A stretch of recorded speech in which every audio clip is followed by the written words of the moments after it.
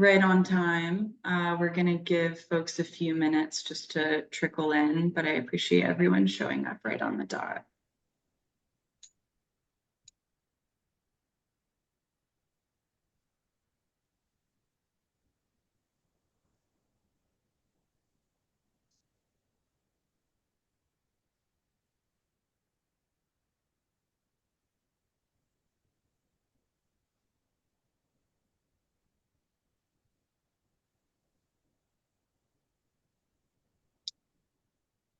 While we're waiting on folks, do we have any first timers here who haven't joined a community advocacy board meeting before? Can you go ahead and share an emoji or raise your hand or feel free to speak up?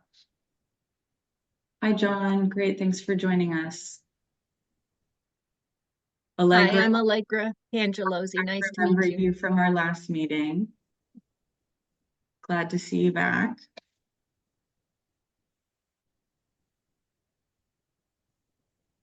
And David, of course, hello. Thanks for joining us.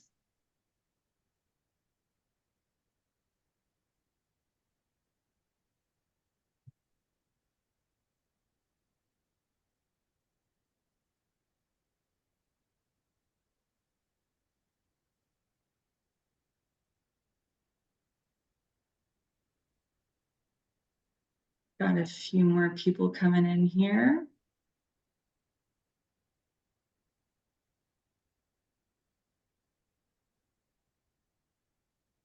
Hi, Lynn. Were you just raising your hand because you're a first timer, or did you have something to share? You can go ahead and unmute yourself. Just a first timer. Oh, wonderful. Well, thanks for joining us. Glad to have you. And of everyone who's joined so far, do we have any folks who are not Maryland residents currently? Because we typically have a lot of Maryland folks represented. I'm from Colorado. Oh, wonderful. Thanks, Lynn. I'm also from Colorado. Awesome. Thanks, Gail. Also me. Awesome, Serge. I'm from New Jersey. Okay. Thanks, Thomas. I'm excited to have some representation from other states today. Thanks for joining us. All right, I think I'll just give people one more minute here and then we can go ahead and start.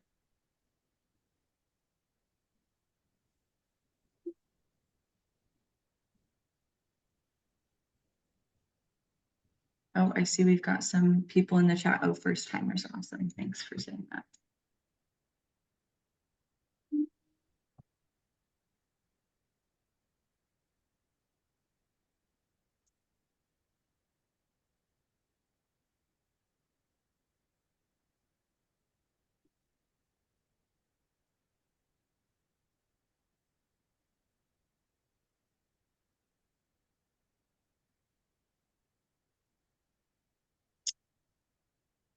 Alrighty, I'm just gonna admit the remaining people here and then we can go ahead and get started.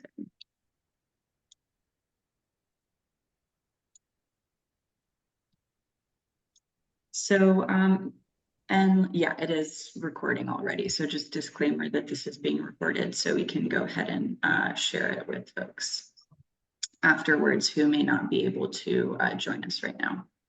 So my name is Stephanie Moumoine. I'm the Director of Communications and Sustainability at Neighborhood Sun.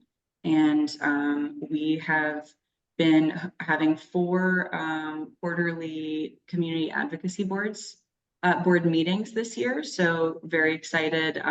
It was the first year we've had one every quarter and they have been going great. So we're going to keep sending out surveys to get feedback from you about what you'd like to see us talk about in these meetings.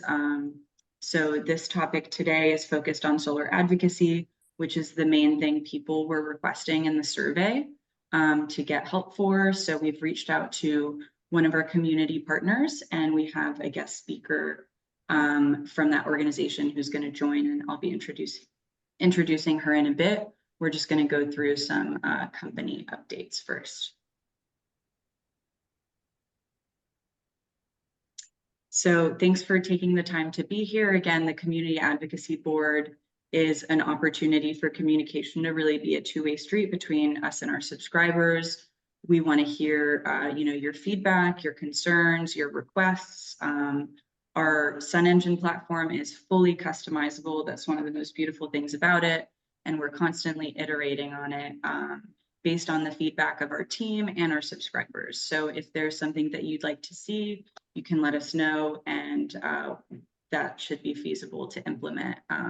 So we really can get a good turnaround time on new updates. So we'll be sharing a few of those tech updates later in the presentation as well, so you know what we've been working on.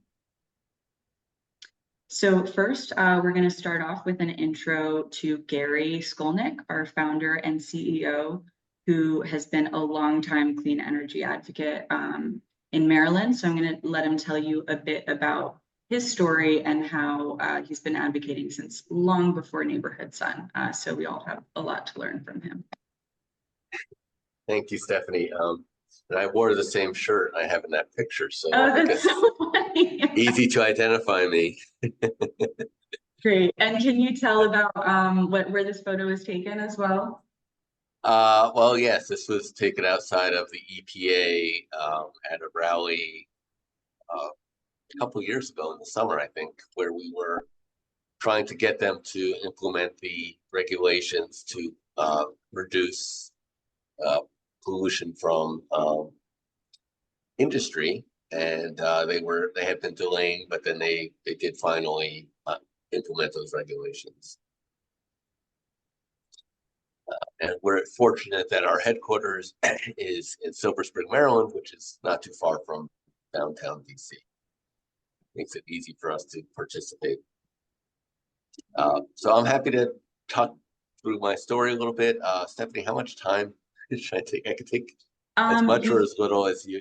You've got like 5 to 10 minutes. Okay. So I actually started, my prior career was in journalism, but in the late 90s, I started working at Greenpeace, and I was a media officer on the climate change team. And we were doing events all around the world, all around the country, and I got my start in activism by looking at my own backyard. I lived in Maryland, and I thought Maryland was a progressive state. What are we doing to fight climate change and to promote clean energy? And I was astonished to find that Maryland had almost nothing happening. We had a tax or credit for solar, but it was relatively small and it was actually expiring. So I did something that every one of you can do, which is I just got in my car and went to the Capitol and started talking to people. I mean, the first thing I did was, I guess I had the advantage of being at Greenpeace. I knew what some policies were that could be implemented. And the policy I wanted to implement was called Renewable Portfolio Standard, or RPS, which requires a certain amount of clean energy as a minimum from any company that sells electricity in the state. So I went to Annapolis and didn't know a thing about how the legislative process works. Looking back, it's kind of funny at my hubris and some of the things I thought, but you know, it takes a little bit of hubris to think that you can make change. And it's really the only way it happens. The environmental groups did not want to support this at first because they already had their agenda laid out for the session. Maryland only has session 3 months a year, so everything was all set. But I was lucky enough to run into Mike Tidwell, who at the time was just about to start Chesapeake Climate Action Network. The two of us teamed up, and it took 3 years, but we eventually did get the RPS passed. And it's, I think this is kind of a illustration of how this often works. You know, at first they laugh at you, right? So I went there and people were like, who is this guy? Like, nobody knew who I was. I didn't know anybody. And they kind of laughed at me, I have to admit. But then they started taking me seriously when I was able to get some coalition partners going, and we were able to start generating postcards and letters and some lobbying by grassroots. They tried to then figure out a way to kind of cut off the RPS by giving us an alternative package that would have helped clean energy, but it was not nearly the same. And then finally, they started fighting. And we, at one point, the chief of staff of the Speaker of the House of Maryland was in a meeting with us and commented that we were talking about all the opposition to the RPS bill. And he picked up a phone book and he said, "Is there anyone in this phone book who's not against the bill?" Because it seems like everybody, all the industry, and even companies that had nothing to do with selling electricity. So like the small business group, industrial businesses, the unions were against it. So we had a lot of work to do, and I ended up having to make some compromises and looking at the bigger picture, not trying to get 100% of what we wanted, but we eventually got the bill passed, and it was only a 7.5% RPS, which is at this, today it sounds like a joke, but it was the first step. It's the proverbial, camel's nose under the tent. Once we got in there, that 7.5%, just like the opposition actually warned, they were right. That 7.5% became 50 and eventually 100%, and we added much more robust requirements for solar. And before this bill passed, Maryland's solar industry was characterized as somebody as three guys in a truck. Now it employs hundreds of people with industries, with companies spread out across the state. And then, of course, we added community solar in 2015, and that brought about the start of Neighborhood Sun as a way to bring solar to everybody, not just a select few. So some of the lessons I learned, I also did in a prior part of my career also work on Capitol Hill. And I really prefer working at the state level. And I think you all will enjoy it a lot more as well, because at the state level, you actually get to talk to the lawmakers. So your state senator, your state representative, they actually will meet with you. Whereas generally on Capitol Hill, you're talking to aides all the time. You rarely meet with the actual legislator. So I felt like at the state level, you can actually get to know people and get things done. Like by the time this was all said and done, I knew every lobbyist on the energy, in the energy world. Either they agreed with me or not, but I knew them. I knew the lay of the land, and it's something that you can do in any of the states you're in, whether it's Colorado, New Jersey, or still here in Maryland. It was really important to build coalitions. And I think for solar, one of the things that we have against us is that it's viewed as something for like the elite, or it's not just for everybody. The pushback you see in a state like California is that, they believe that low and moderate income people are helping to subsidize solar panels on wealthier people's houses. And so it's really important to have things like community solar, which is actually for everybody, not just for a few, but to get that kind of wide coalition to include social justice and equity activists. They bring a lot to the table. We always get the faith groups are really important, labor. And so, getting that widespread coalition makes a lot of difference, because every legislator is going to react differently. Some will just go on the environmental and they'll be fine. Those who have 100% scorecard rating from the League of Conservation Voters, they'll be with you no matter what. But some need to hear from their constituents or need to hear from a group that they're really close to in order to get them over the line.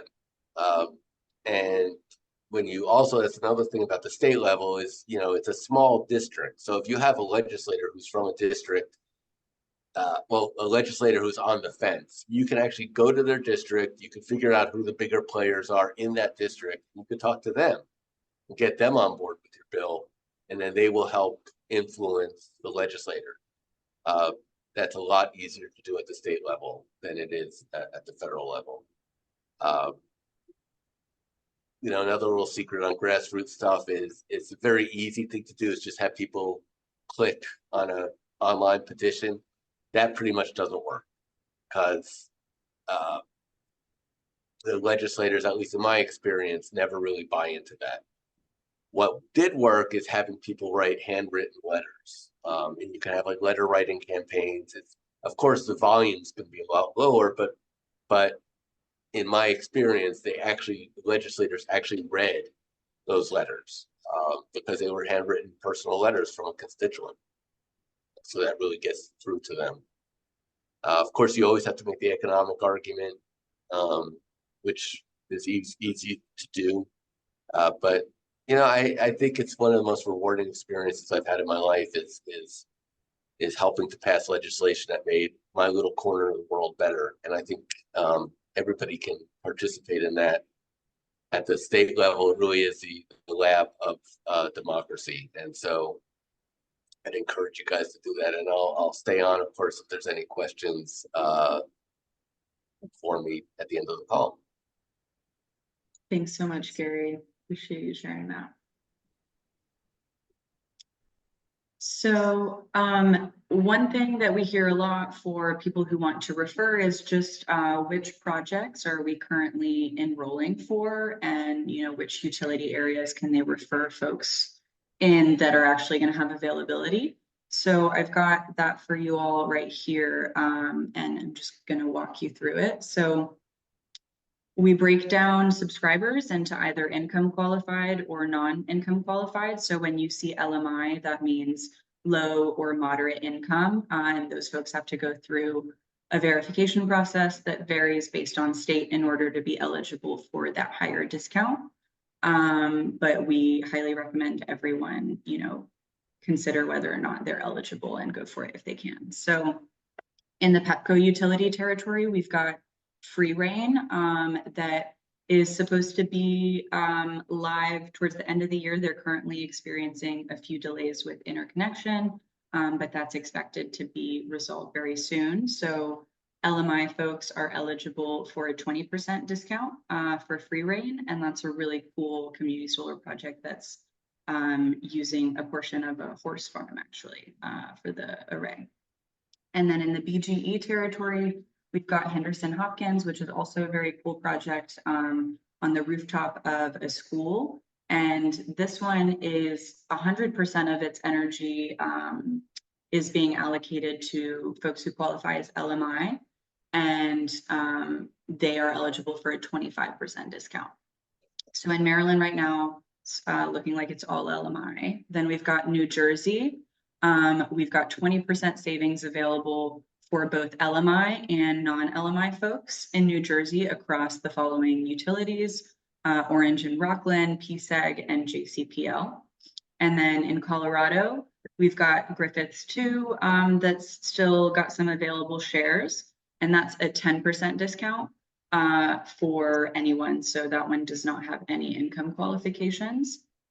And then ECA Greeley has LMI availability with a 25% discount.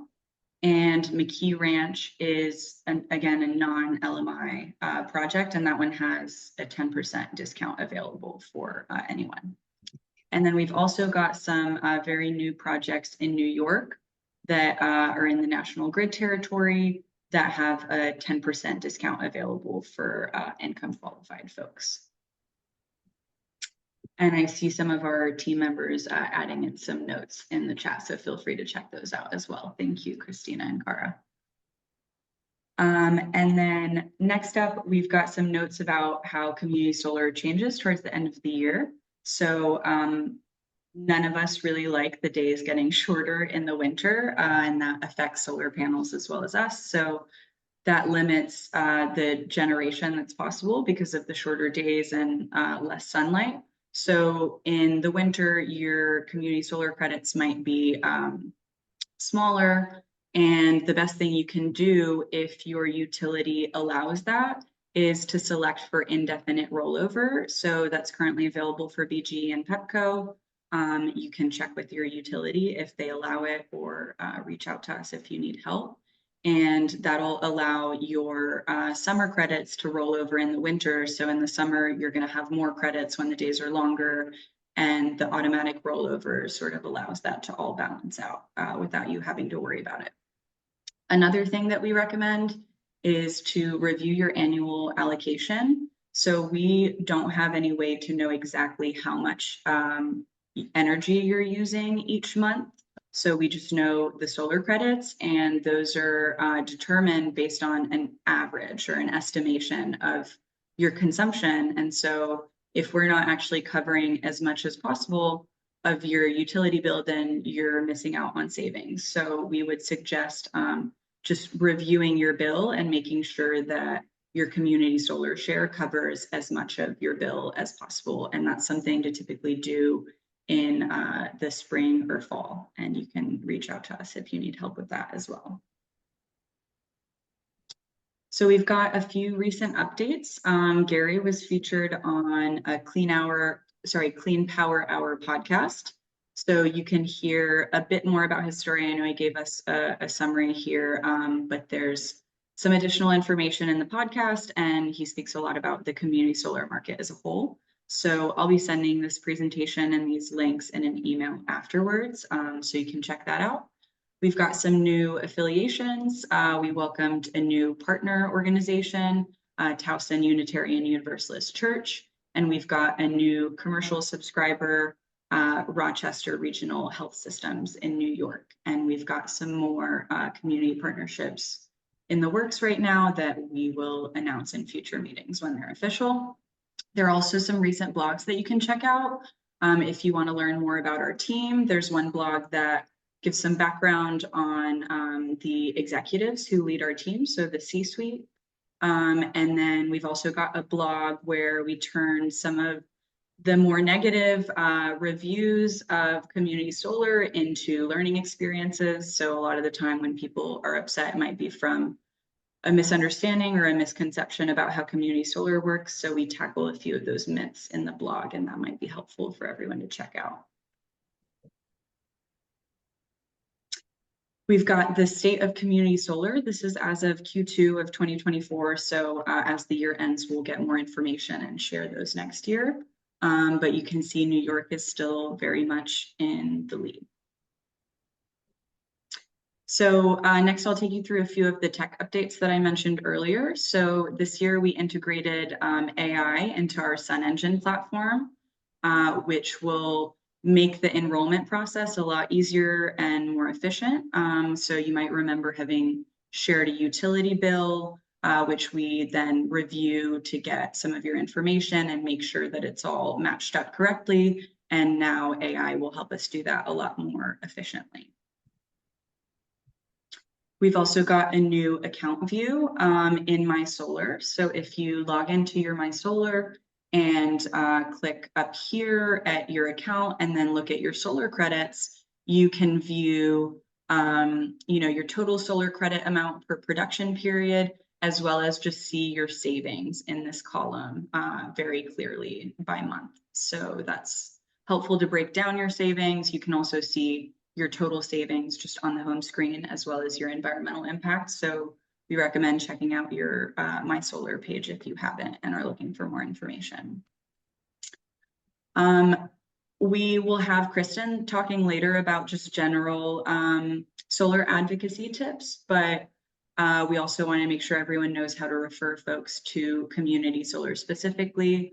So again, if you go to your My Solar page, on the right side of the screen, you'll see this text that's in the middle here, and you've got two options. So you want to make sure you use these specific options that I'm telling you to ensure you get credit for the referral, which will get you the gift card. So rather than just sending information and having someone sign up separately, you want to make sure they're going to use your referral code. So the way to do that is either to click on this orange Solar Advocate button, and that will take you to a page where it pre-populates your personal referral code and your information, and you just type in your friend's name and email address, and then we'll do the rest. Or if you want to send them a direct link to sign up, you can copy this link below to your clipboard where it says share this link to your subscriber referral page. And that will send them a sign up link where it automatically has your referral code embedded. So you will get credit and they will just look like they're signing up regularly. So for each referral you make that's successful where they enroll, you'll see a little solar panel added to your farm here below in the little green pasture. And once they start getting credits, you'll receive a gift card as well. And these Tango gift cards are applicable to a wide variety of stores, and you can also choose nonprofits to donate your gift card to. So that's why we really like using Tango gift card, because it leaves those options available. So you can always reach out to us if you need help referring, but the easiest way to do it is through your My Solar page. So we've got just an update about consolidated billing since there have been some policy changes, and I know we're all very excited for that to be implemented. Currently, it is supposed to be implemented by January of 2026 in Maryland. So that will be rolling out next year, and we'll keep you updated on those changes as we get information as well. And next up, we've got Kristen Harbison, the political director of Maryland League of Conservation Voters, who's going to be sharing some helpful tips and insights about how to be a better clean energy advocate. I'm going to go ahead and stop sharing my screen so that Kristen can start sharing from hers and click through the slides. Is that all right, Kristen? Perfect, thank you. No problem. And feel free to add your questions, whether it's about the Neighborhood Sun updates or Kristen's presentation in the chat, and we'll go through those. I think I'm stopping. I think are you seeing my Yes. screen? Mm. Are you seeing the one with the presentation? I see your background of some beautiful rocks with Okay, light shining. that is through not what the water. one I was wanting to do, so hold on a second. Okay, no worries. That's so just but while I'm figuring this out,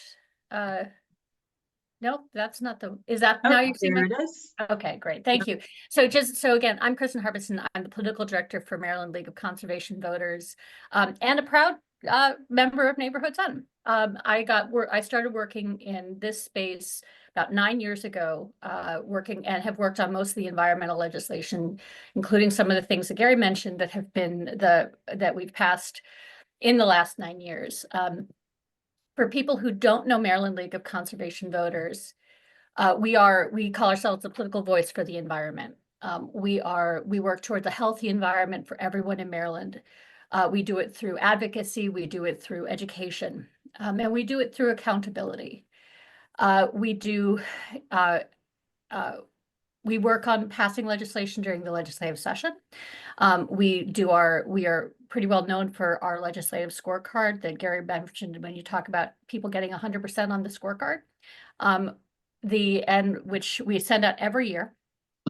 And then we work, but we also have the ability to work in elections so that we are both a 501c3 and a 501c4. So we are also, in addition to being an educational nonprofit, we also have a political arm.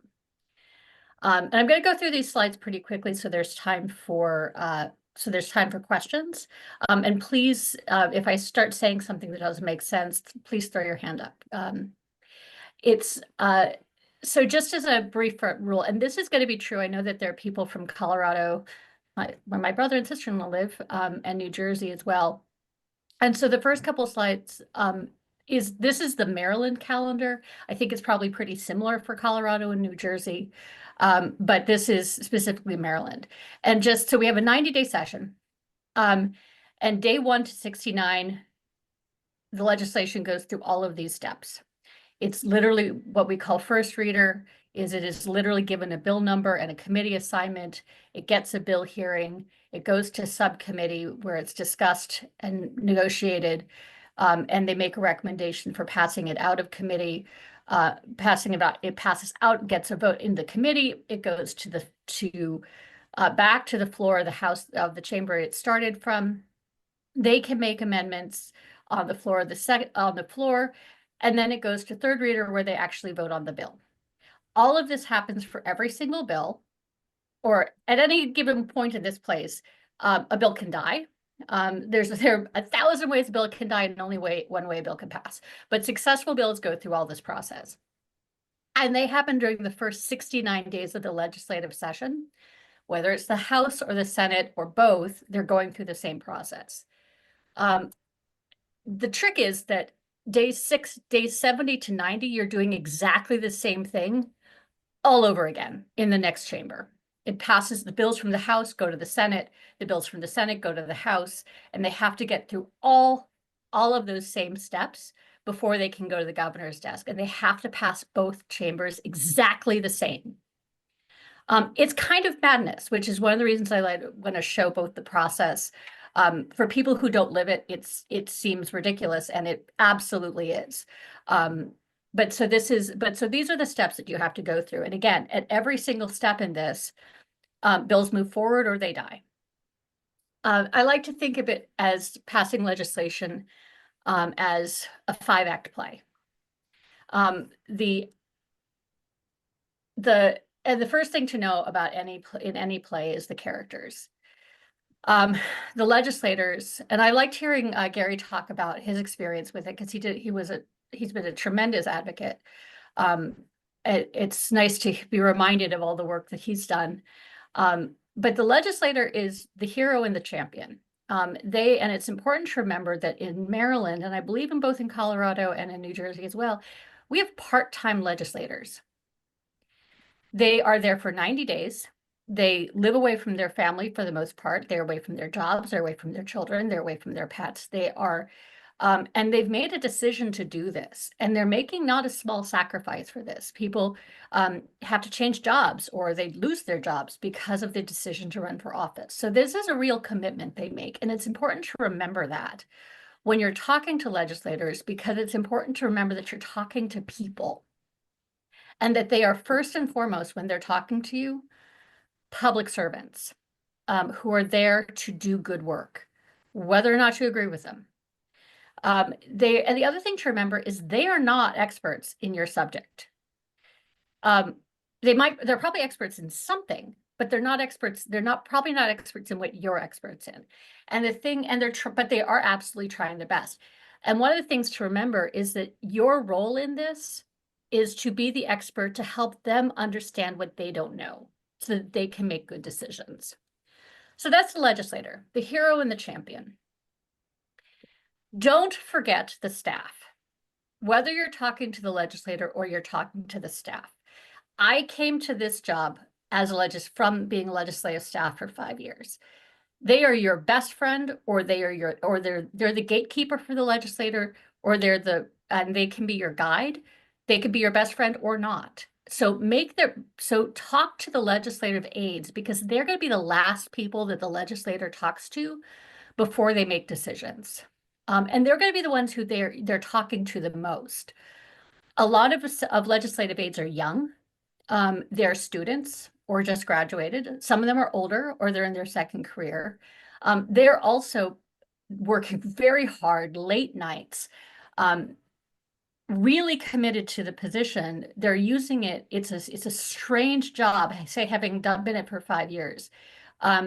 It's a really peculiar job, and it's one that is terribly important to the way that to having the legislation pass smoothly. They're the connection between the constituents and the legislators.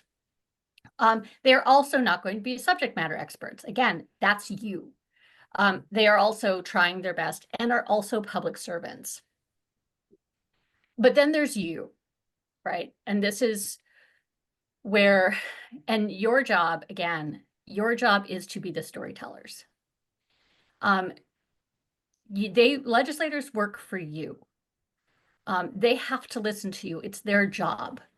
And so your job is to tell them what they need to know to make good decisions. For community solar, thinking about community solar and energy legislation specifically, some of you might be actual energy experts, but it doesn't matter whether you are or not. I think people make a mistake of thinking that they have to be experts to talk to legislators. And that is absolutely not true. What you need to know, what they need to know from you is your story and why what you're talking about is important to you. That is the thing that they cannot get from anybody other than you. And they absolutely need to hear it. So you can talk to them about what community solar is, why you chose it. People working in the community solar space, people get confused about what it means. Even though most of the legislators in the Maryland General Assembly at this point have voted on it, they still don't totally understand it. They don't understand what the difference is between community solar and rooftop solar. So talking about why you chose to be part of the community solar family, what it means for you. Talk about your personal experience with saving money or with whatever the reason is that you voted for, why you chose to participate. Whatever your reason is important and something that they need to hear. Again, your story is absolutely essential. The other thing that legislative advocates is really important resources for the legislators to be able to ask questions. It's important to build the relationship as much as you can. So they know that if they have a question about something, what you've talked to them, that they feel comfortable reaching out to you and being like, hey, I just got a thing and I know this is something that's important to you. Can you tell me more? It's a relationship. It's not just a one-way thing. You're talking to them, but they also will need to be able to reach out to talk to you. So building that trusted relationship. And so that's all sort of the preamble to the 5-Act play. And when you're talking about any kind of legislation, planning is important. Identifying both what the problem is, what the solution is, and the context. We're looking for, I worked on the community solar bill to pass the community solar permanent program. One of the things that we identified as the problem was the lack of consolidated billing. That was a major issue in the legislation. And so we planned that, we identified the problem, we figured out the solution, what it would be. We identified where it had been done before, and talked about, and were able to get all the information we needed about what we were asking for before we even began working on the bill, before we were able to talk about. Preparation is really important. But again, not everybody needs to be an expert. If you don't have all these answers, that's fine. This is where the coalition work that Gary was talking about is so important, because it's through everybody's actions and working together to tell the story and to get the information they need that this work gets done. Every single 2,000 bills go through the General Assembly every year. Every single one of them has a whole crowd of people working behind it. Nothing can be done alone. Nothing can be done alone. So then you have when you're actually talking to the legislators, the idea is just, honestly, just be good people. Remember that you're talking to people. There's a sense that legislators, it's easy for us to think about legislators and politicians as being somehow villains. They're vilified in the media, they're vilified in popular culture, but they are, again, our community members, our neighbors, they're public servants, and they're the ones who are there to make the change. So just remember, be respectful, remember that you're talking to people, and that they don't know what you know, and they want to learn. So keep the good positive, listen to what they have to say, listen to the questions they ask, and be sure that if you don't have the answer, that's fine. That's actually better. Sometimes when I'm meeting with the legislator, I choose, there'll be something like, even if I know the answer, or I think I know the answer, I'm like, oh, let me get back to you on that. Because that again builds the trust. It lets me get back to them with the information to create the relationship of being a trusted resource where when I get them the information, it's right. It's so listen to what they're asking and be sure to, if you say, I'll get back to you, be sure you do it. But also there's a little bit of research that goes back into it. Understand who you're talking to and what's important to them. When we talk about, we tend to get really excited about the things that make it why things are important to us, which is great. And again, your story is the most important thing. But when I go into legislation, if I go into lobbying, going into a lobby meeting, if I, as the environmental lobbyist, am making an environmental case for something, I've probably pretty much lost. Because if I have to convince them on that issue, if I'm convincing them on the environmental issue, they're already going to be with me. So the question is finding what are the things that what are the things that people who aren't with you automatically, people for whom the environment or climate change isn't already something that they believe in, right? Are they people who care, is the economic income aspect the most important? Talk about why this is money saving for you. Talk about why this is better for the community. Talk about why this is the jobs it's creating. Talk about talk about the health impacts. Talk about why it's better for the community health. There are other ways of thinking about every issue to identify how to make it the thing. It's not I kind of want to try sometime to try to get through a legislative session and never mention climate change. And just to see if I can do it, because again, I want to be able to make the economic argument. In Maryland, we are facing a huge budget crisis. Every dollar they're going to be trying to spend every dollar 5 times because there's such a crunch. And so anything that costs money, anything that increases cost to ratepayers is going to be something that's heavily scrutinized. So our job is to show why what we're doing is better for the society. And this can get really tricky, but I think that it's important to listen again to what is important to other people, not just what is important to other people about the issue, and how can you make that connection?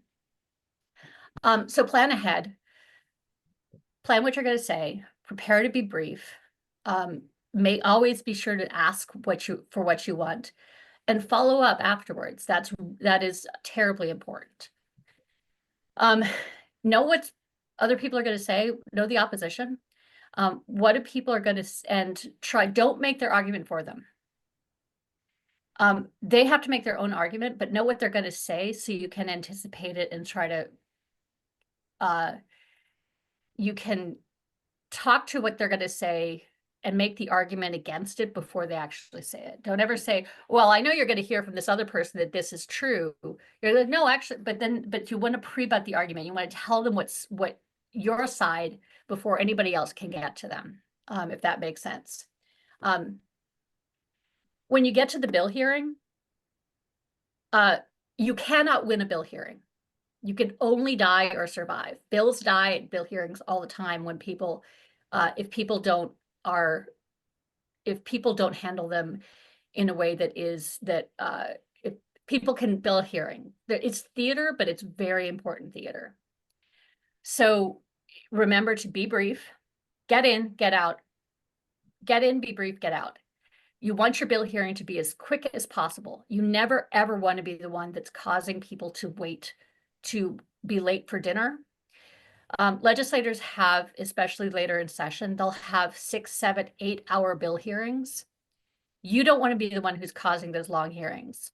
You don't want to be the one that's causing the delay. So try to be as brief and succinct as possible. Make the case you need to make as fast as possible. You can always follow up afterwards because that's really where the real work is done. Also remember, all questions are smart, even the dumb ones. Thank you, Senator. What a great question. Or thank you, sir. Delegate, that's a terrific question. Let me get back to you about that. Are perfectly good answers, but always every question is smart, even the dumb ones. Answer any questions, do a circle around, get the votes, talk to people, say that, make sure that you get confirmed votes.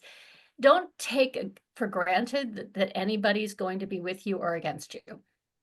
Talk to everybody. Even people with 100% votes on the scorecard.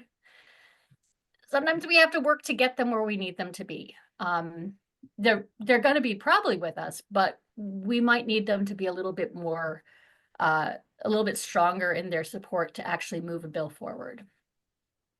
And when Gary was talking about, needing to make compromises, that is certainly part of the process. Nobody gets everything they want. So keep your eye on the prize. There's a difference between what you want and what you need. And so keeping your eye on what you need, don't give up what you want before you have what you want, but don't need before you have to. But remember what is the most important thing? How can you make progress? Where can you give? And where can't you? And that's fine. If there's a place where you're like, this is after this point, I cannot go, know that where that place is, so you can make those decisions. When you get to the floor debates is theater. You don't have any role in it particularly, except making sure the people who are the legislators have the information that they need to perform the ballet that is the second and third reader floor. You go from there to the second chamber, which is exactly the same thing, but faster. So then you're going to learn the lessons from the first chamber. And again, pretend like it's brand new.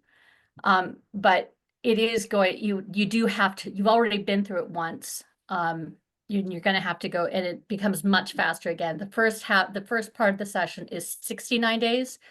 The second chamber is 20. The bill signing, if you get to the end and there's a bill signing, don't forget to take your bow. That's means a lot to the legislators. It means a lot to the community members to be able to say this is important and look at what we did together. Stay vigilant. Victories are always, both victories and defeats don't always last. You have to make sure that you're protecting against the future. So this is, we're always looking for what the next fight, making sure that the victories we pass don't get rolled back. Yeah, and so that's it. And I guess the biggest thing I want to say is that your job is not to change anybody's mind. Your job is to give people the information and the space to change their own mind. You cannot change anybody's mind, but you can help them change their own. So that's it. And I think I went through this probably very quickly. I hope it made sense. But if you have any questions, I'm here for questions for as long as you have them. And if you have any questions later, this is my contact information. So yeah, that's what I got. So thanks for having me on this. This is a great group. Thank you so much for being here, Kristen, and sharing your expertise. I love the way it was crafted as, a story with the sort of archetypes and everything. I have never heard anyone put it that way before, and I think it was really helpful. Happy to answer any questions or clarify anything that I said that didn't make sense. Yeah, we've had some questions about community solar things in the chat, so I'll wait to address those and just leave some time if anyone wants to go ahead and unmute themselves and ask Kristen a question or put it in the chat and I can read it aloud. Hi, Kristen, it's David Saunders. I may say to everyone that your summary was terrific, and that's what happened, having witnessed it with SB1, where we literally kicked out the third-party energy suppliers, which had a big problem for Neighborhood Sun, because every time we come to Neighborhood Sun, they say, oh, well, we use Clear Energy or Green Mountain Energy or one of the other Texas bandits.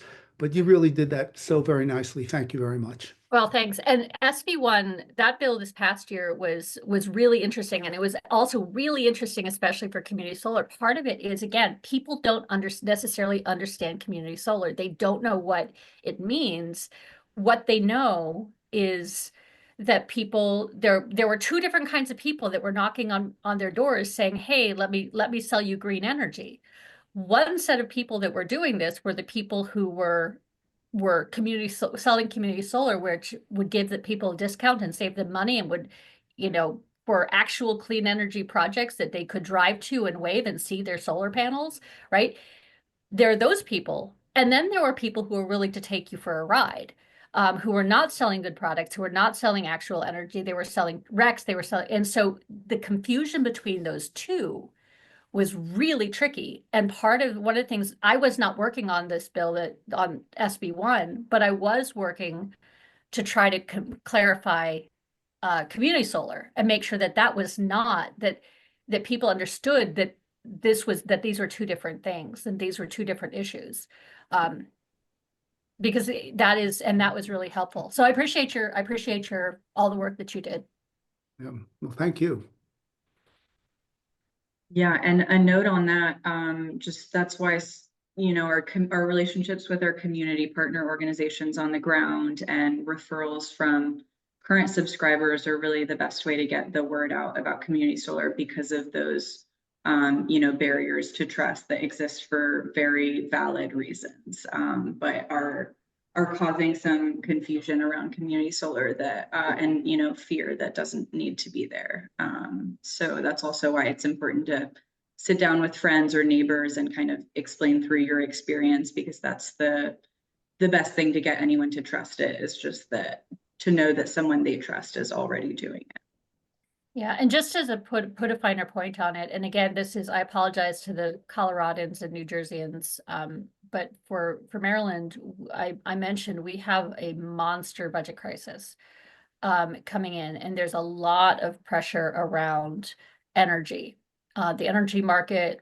Where are we getting our energy? Are we keeping fossil fuels? Are we expanding fossil fuels? Are we getting rid of fossil fuels, which is what, of course, many of us want, when we don't have enough solar, we don't have enough renewable energy, right? So what this is going to be looking at is, people are going to be looking at solar projects, and there's a lot of tension. Well, we don't actually want them here. So the more the legislators, especially if you live in, actually, it doesn't matter where you live. No matter where you live, call your legislators and talk to them about your experience with community solar and why it's important to you, because they will be getting all kinds of pressure from people who are wanting to say, this isn't really what we need. What we need is gas.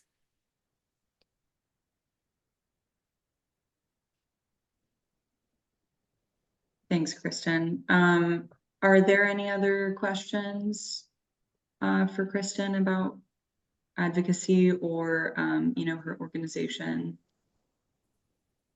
I know they have a lot of events on their website that people can check out in the future, opportunities to either sign on to petitions or just to know about different legislative events happening in the community that they can support. And a note also that there is a League of Conservation Voters organization in most states. So I would recommend checking out the one for your state for folks who are not in Maryland. And yeah, go ahead, Kristen. Sorry. I was gonna say there are 30, I think 31 states with leagues like ours. Colorado and New Jersey both have spectacularly strong. I'm always chasing New Jersey because they seem to be they do really good work. So yeah, if you're in Colorado, check out Colorado Conservation. If you're in New Jersey, check out New Jersey League of Conservation Voters. And those of you in Maryland, we'd love to see you at Maryland LCV. Yes, and my apologies. In the past, it's really been mostly Maryland folks, but I'm really grateful to see people from other states, because the goal of the Community Advocacy Board is really to have representation from all states, from all utilities, and from all income levels, so that we have people who can share their struggles based on where they're located or what they're dealing with, and then we can learn from that and not just be catering to our sort of typical Maryland subscribers. So happy to see everyone on here from other states, and we'll be sure to keep future CAB meetings geared towards those other states as well. And yes, exactly. Thank you, Gary. I was just about to say that. If anyone has ideas for speakers, if you yourself are an expert in anything or are involved, with an organization who you think would be a good speaker or presenter for another CAB meeting, please reach out to our email. I'll put it in the chat here.